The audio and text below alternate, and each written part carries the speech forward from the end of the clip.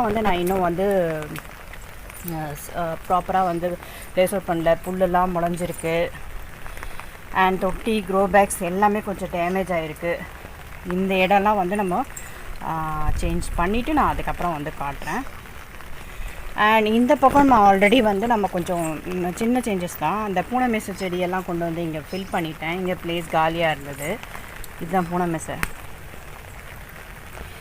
And அந்த spider plant வந்து கொஞ்சம் அங்கே அந்த பிளேஸில் செப்ரேட்டடாக இருந்தது. ஸோ இங்கேருந்து அந்த நித்திய கல்யாணியை ஷிஃப்ட் பண்ணிவிட்டு ஸோ ஸ்பைடர் பிளான்ட் வந்து ப்ளேஸ் அவுட் பண்ணிட்டேன். ஸோ ஓவரால் ஏன் இந்த ப்ளேஸ் பண்ணியிருக்கேன்னா க்ரீன் லூப் வந்து கொஞ்சம் கூடியிருக்கு இந்த ரோவில் பார்க்குறதுக்கு.